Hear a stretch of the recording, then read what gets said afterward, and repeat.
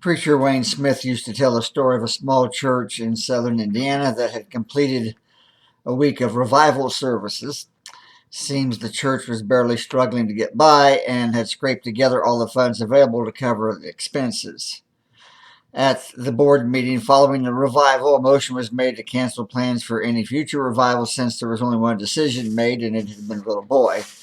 And the motion was seconded, followed by an almost instantaneous third. Everyone seemed to be in full agreement until one of the board members stood to his feet and asked to be recognized. As he began to speak, he pulled out his checkbook and began writing the check. "Gentlemen," he said, "I happen to think our recent revival was one of the greatest ones our little church has ever had, and because of that, I'm writing a check to reimburse every single expense we incurred." You see, the little boy who made the decision was my grandson.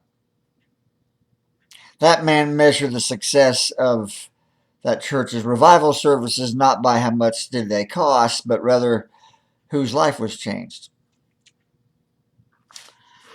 That's the measure for the church. One of the things that ought to characterize churches today is that people don't sit around asking how much is it going to cost. Rather, we ought to be asking, we ought to be declaring whatever it takes, that's what we'll do.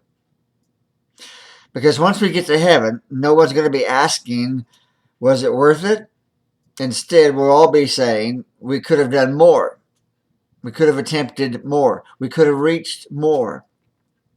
So I want to challenge you with whatever church you're part of to recommit yourself today, that from this moment forward, you're going to do everything you can to reach everyone you possibly can with the gospel of Jesus Christ. Because one thing's for sure, the cost of not doing that will always be higher than the cost of doing it. So let's be people who live, love, work, and breathe whatever it takes.